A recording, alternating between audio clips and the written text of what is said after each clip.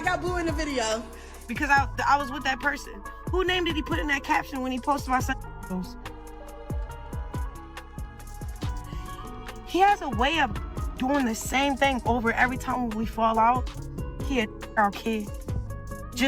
That's what I fear. So word on the street is Chrisean and Rock Dunn found themselves a new man. And baby, it's already looking like another train wreck in motion. Sis has been out here on a full-blown rebrander, talking all soft and prayerful, popping up in church pews and live streams, acting like she's turned over a new leaf. You know the drill. Gospel vibes, fake calm energy, and captions that scream, "Don't judge me," while she plots her next move in the shadows.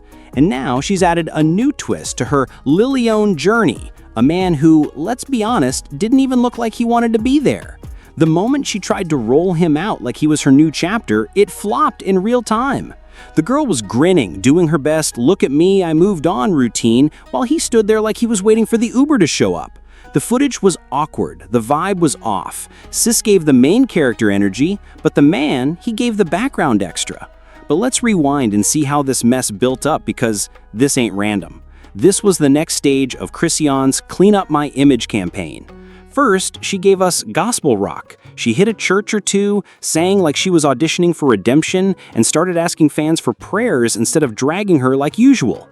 Then she pivoted to Twitch, claiming she was about peace now and chasing a streaming bag. And out of nowhere, she's uploading pics of herself with a soft filter on her face and a sanitized look like she's trying to look motherly and healed. The whole thing screamed image rehab. Now look, growth is cute, but you can't just throw on a turtleneck. And when I'm trying to leave that man alone, he spitefully go after our kid. Yes, I do feel that. When we're good, I don't fear him mistreating our son. That's when he's on his good. Take communion and skip all the inner work. That's not healing, that's aesthetic. Then, just before this mystery man showed up, Chrisean started throwing shade at Blueface again. Out of nowhere, she began talking about how he allegedly mistreated her and their baby. The timing is suspicious, like, why bring that up now, especially when dude is locked up and can't respond? It gave a strategic rollout, like she needed to paint him as the villain to make space for her next plot twist.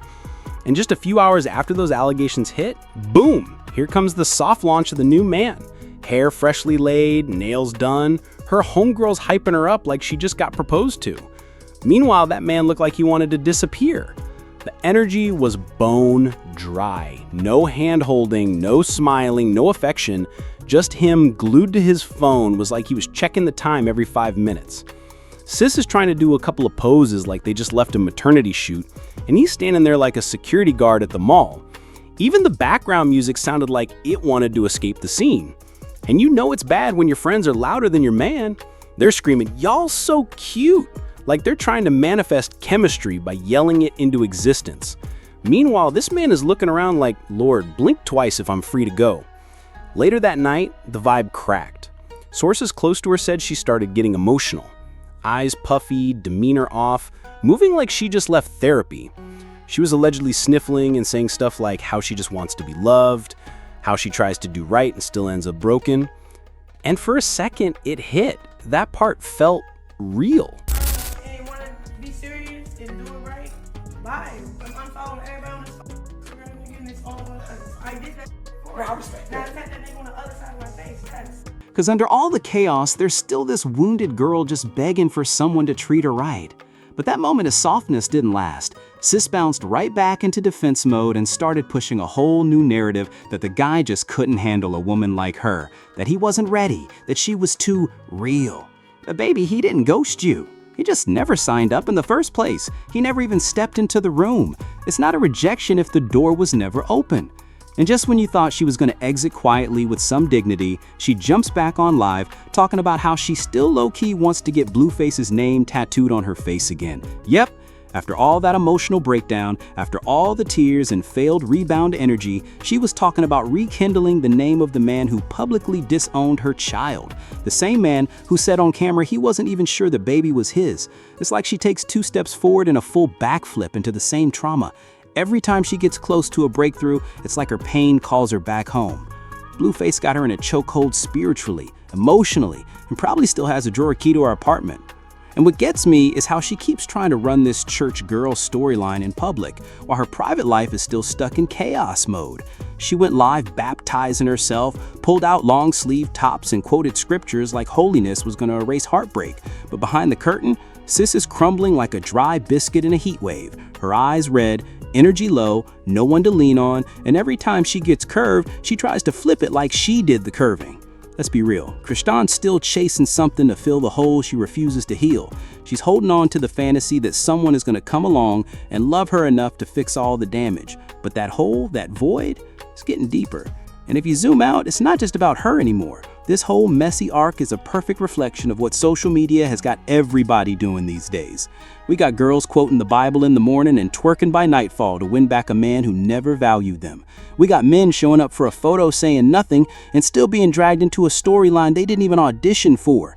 We got single mothers doing damage control just to look like a more stable partner on the gram. And we got timelines full of soft life highlights while the real tea is cold and lonely. Everybody out here is performing like they healed, but the truth is written all over their posture, their posts, and the way they talk about love. Chrisean ain't the only one stuck in that loop. She's just the one spinning loudest on live stream. And here's the raw truth. Sometimes the rejection you feel ain't about the other person. It's your energy. It's the emotional clutter you bring with you. It's the fact that people can feel you are still haunted by your last relationship. That new man didn't walk away because you were too real. He stepped back because he saw Blueface still had the keys to your soul.